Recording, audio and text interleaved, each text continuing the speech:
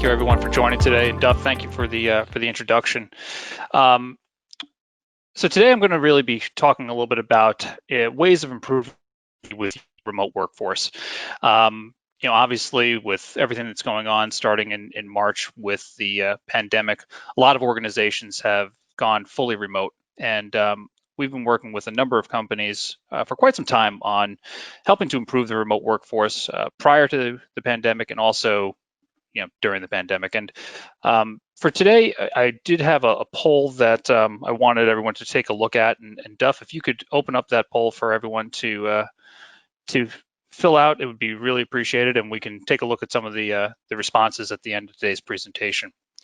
So I guess I'll hop right into what we're talking about today. So things have changed. Right. Obviously, this is a fairly broad statement, but overall in the market, even prior to COVID-19, we've seen a couple things that have changed over time that have affected really, I think, documents overall, and how people interact with those documents, and really how people are working remotely interact with those documents. So first, documents are replacing paper, right? And this is really a good thing. I want to be very clear about that. There have been many paperless initiatives that a lot of organizations have gone through, and we find that this is obviously a significant benefit to organizations in streamlining their processes, but it does create some challenges that I'm going to talk a little bit about today, specifically around losing control over those document sources. So in 2019, we see that about 43% of documents coming into organizations was paper-based, and we see that number going down by 2025 to about 25%. So this does create some business pain associated with paper being replaced by documents. There are increasing compliance risks, inefficient business processes that could be created as a result of different document sources and how these documents are being generated. And there could also be increasing exception costs that are seen as a result of these documents coming into organizations. So what I kind of am talking about here as well is that the document sources can vary greatly as people are working remotely. Some remote workers may have a tool that they can use, just like a desktop scanner, to be able to scan documents directly to PDF. Others may be using a camera phone to be able to just take an image on their phone, and they be passing that over. So it might be in a JPEG format, something other than PDF, right? So there are some inefficiencies that I'll discuss how we can help to correct, and how others have helped to correct these things in the past. The other thing is that I'll talk about is broad cloud adoption, right? Based on some metrics that we've looked at, enterprises are using about 83% of their workloads are in the cloud right now. And 50% of enterprises are spending over $1.2 million on cloud costs in a year, right? So this creates a couple of pain points as well, right? One being extremely high storage costs, right, that are unpredictable, just basically tied to egress fees or access fees of folks who are going to the cloud to be able to pull documents down and take a look at them. And the other thing that it creates is just very slow migrations, right? Moving data to the cloud can be quite challenging. If someone has a couple 100 terabytes of data to move, this could be very difficult. And I'll talk a little bit about some of the challenges that we have there. And then the last thing is everyone being remote or mobile. Remote work has been growing for quite some time. We've seen over 159% growth in the past 12 years. And 81% of the people that we've looked at need mobile access to documents. Right? So this is something that was happening prior to March of 2020, obviously. The business pain here that could be associated with this is that internet bandwidth is going to vary greatly depending on regions where your workforce is, right? In a lot of very urban areas, obviously bandwidth is not an issue, but in some rural areas and some developing areas and developing geographies throughout the world, bandwidth is a little bit slower. And this creates issues with slow file open times, and also difficulties transmitting files, or unable to upload files as a result of the problems here with bandwidth. Okay. So a little bit more about remote work. It's been growing for years. It's really something that we've seen growing across a variety of different industries, the public sector, private sector, nonprofits. It's a highly sought after employee benefit, and a lot of organizations have systems already in place to implement remote work. So it's something that has definitely been growing for quite some time, and we don't see that stopping really anytime soon. So now what I want to do is to talk a little bit about a couple of organizations that we've worked with to try and help provide them with faster access to their content and faster access to their documents. So the first one that I'll talk about is GE Water and Power, and they were facing a couple of challenges around just poor employee efficiency. They needed to access fairly large documents, schematics that were difficult to access in remote sites. So there's a lot of time that was wasted for pulling some of these large critical documents and downloading the files. So they had an objective of really standardizing the files onto a web-optimized searchable PDF file format so that they didn't have to maintain a couple of different viewers for the documents and getting it to a more normalized standard. And also they wanted to compress the documents to improve access and performance really with accessing those documents. And by leveraging some of our solutions, we were able to help them see about a 45% file size reduction, and their open times reduced from about 3 to 5 minutes for some of these large schematics to under 30 seconds. So it was really a significant improvement in their business efficiency.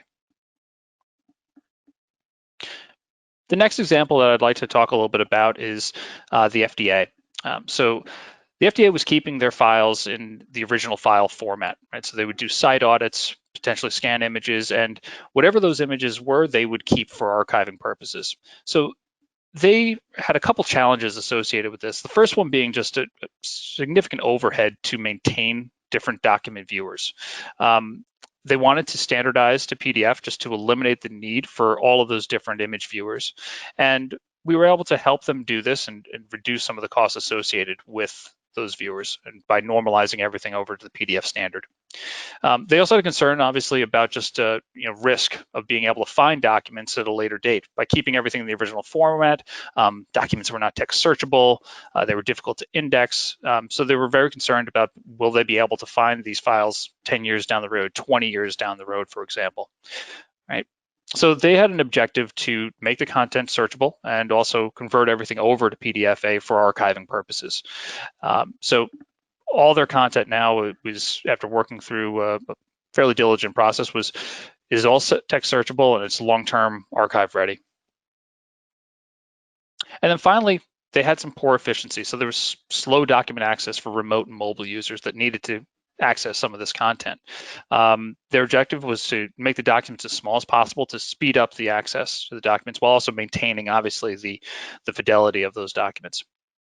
And we were able to help them do this. They saw about a 55% file size reduction and this sped up their access to the documents by the same amount. The last example that I wanted to go over today was JP Morgan Chase. So they had a situation where they were dealing with some pretty significant storage costs. We worked closely with their home mortgage team, and a lot of the mortgage documents that they're working with need to be retained for as long as 37 years. So essentially the duration of the mortgage plus an additional 7 years for archiving purposes. So this was a pretty unique case and something that they needed some help with in managing some of their storage costs. They wanted to optimize the process and compress the images to limit storage costs and also just improve overall efficiency. And we were able to help them with this and just try to help them see an ROI within a year. It was direct integration into their existing workflow, and they were able to process and convert and compress over 1.25 billion images within a year without any issue. So I'm talking a lot about compression, making documents as optimized as possible, really, to ensure that they can be very easily accessed when working remotely. So I wanted to just kind of talk a little bit about how small is small. What are some examples of what I'm talking about here? Right. So the first one I wanted to show is a bitonal invoice. Right. So this is a simple black and white file. You can see this was originally scanned in as a TIFF. You know, not the greatest quality scan, but also not terrible at all. The original file size was about 141 kilobytes. And for this sample file, right, in a compression solution should be able to get this down by about 76% or about 34 kilobytes while converting it over to PDF. And you can see here by zooming in that there's very little image degradation. So if you look at item on the left on the original image and item on the right in the new PDF snippet here, you can see that there really is no change in the actual quality of that image. Another example would be a color invoice, right? So here's a snippet of what that image would look like. Zooming in a little bit, you can see it's a little bit better quality than the previous image that I was sharing. It was scanned in as a TIFF. It was about 526 kilobytes. And the compressed PDF is about 93% smaller, about 39 kilobytes. And again, you can see, zooming in here, that there's very little degradation or change to the actual document itself. The last compression example that I want to share is a magazine clipping. You can see here it was scanned in at a pretty high DPI. It was JPEG and originally about 7 megabytes.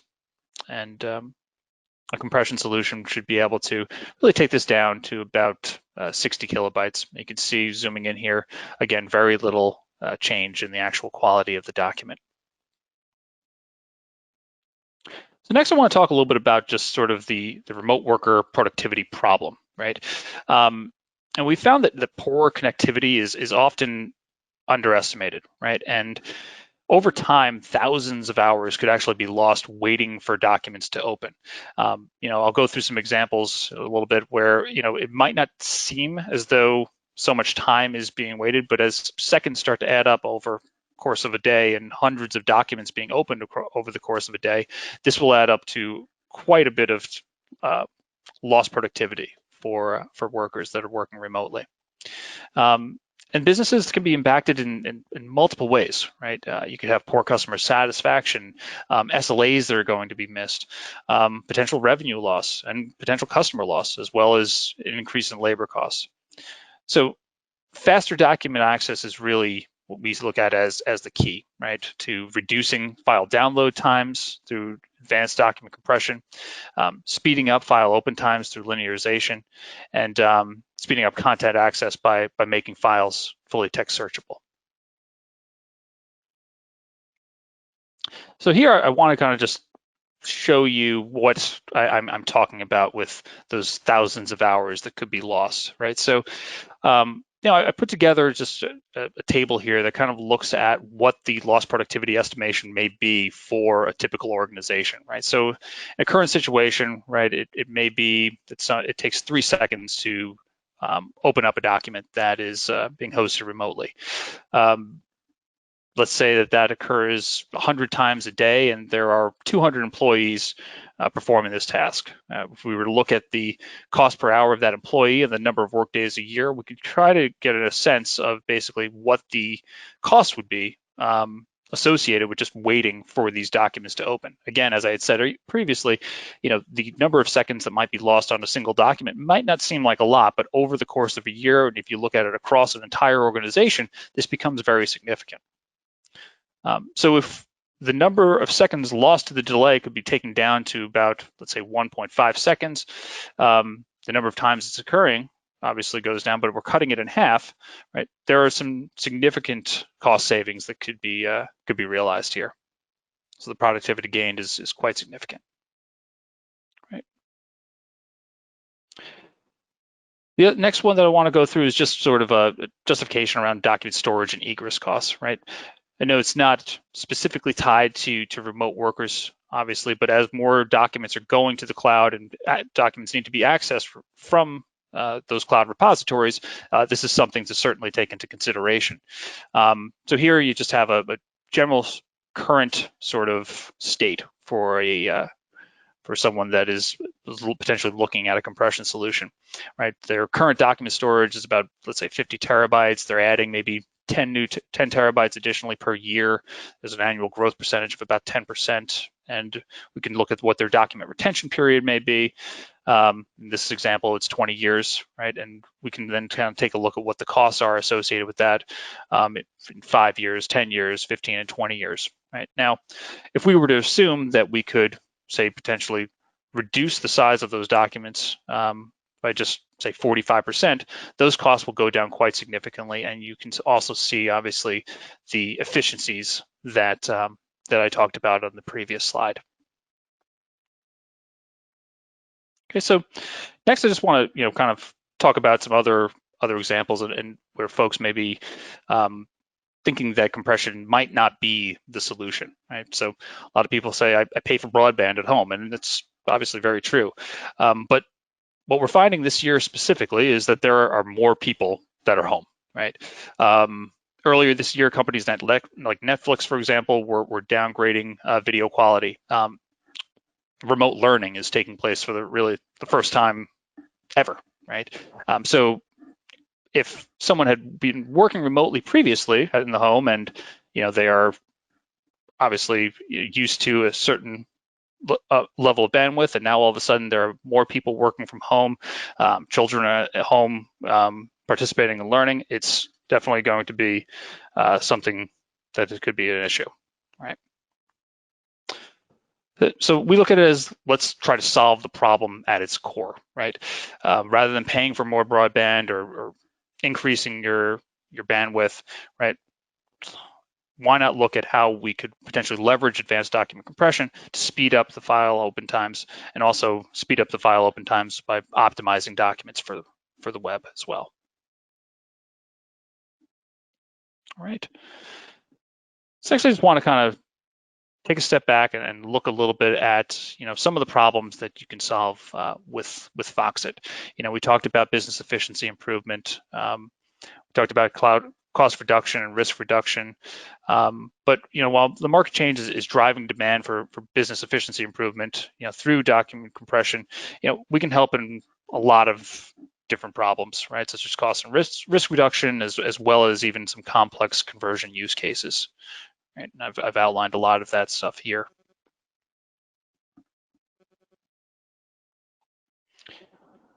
Right, and who could potentially benefit from our solutions, right? I think that the target customer profile really can fall into a lot of different buckets, right? Anyone that's working with high volumes of documents in the banking vertical, insurance, government, healthcare, large files, right? Reports with thousands of pages, engineering drawings, right? So energy and engineering, oil and gas, construction, transportation, aviation, these are all groups that could benefit, right? And I think a lot of the organizations are spread across the planet and also migrating to the cloud, creating overlapping requirements for mass document conversion, compression. These are also customers that could certainly benefit from this.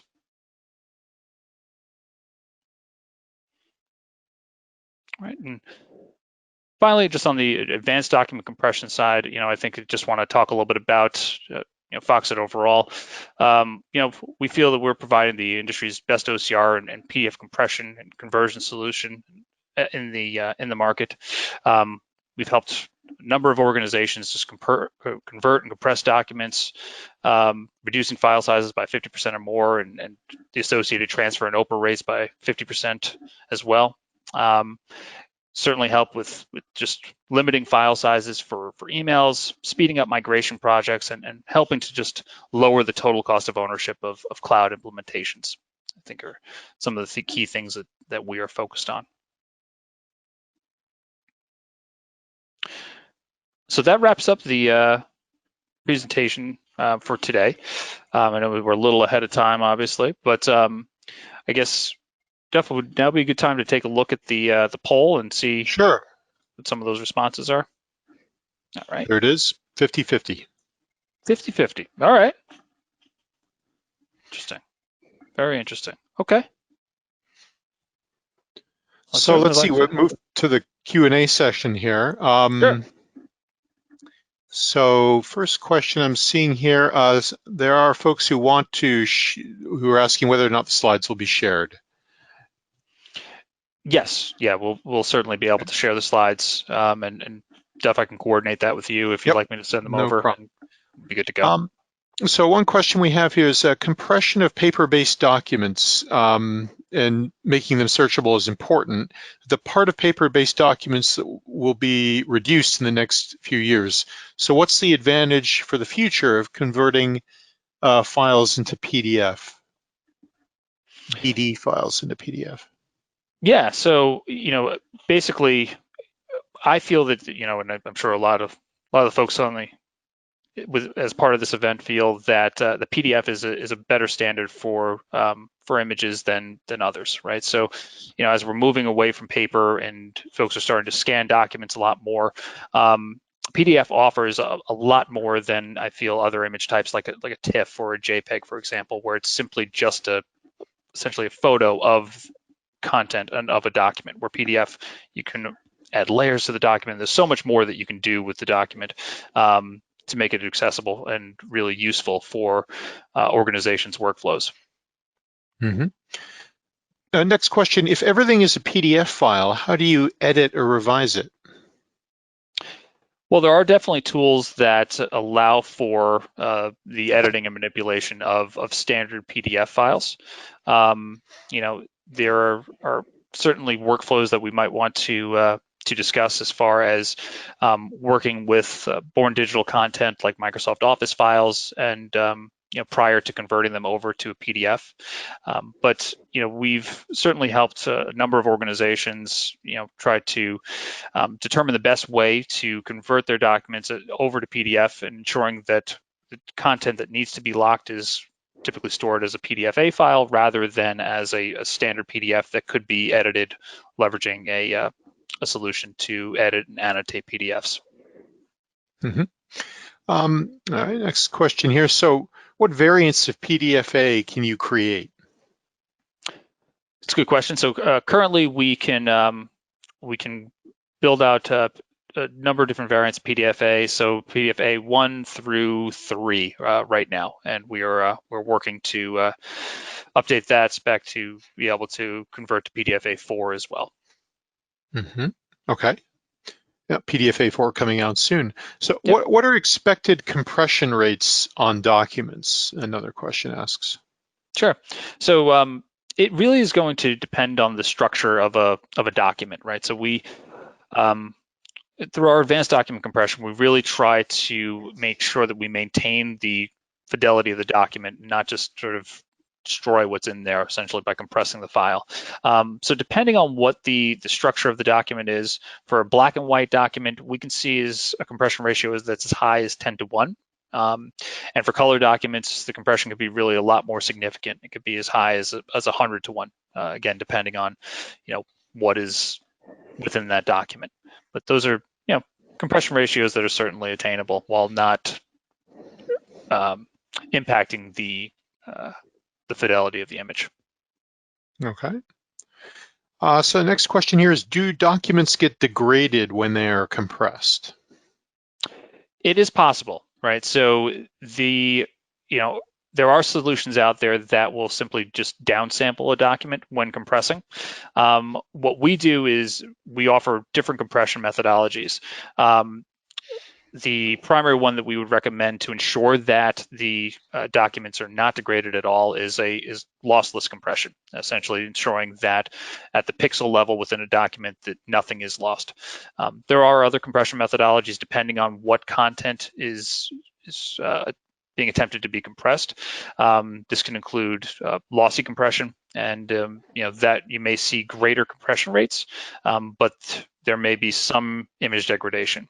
Not really perceptible to the human eye, but if you were to, let's say, zoom in on a PDF at, I don't know, maybe 500% to 600%, you might start to see some changes in that document.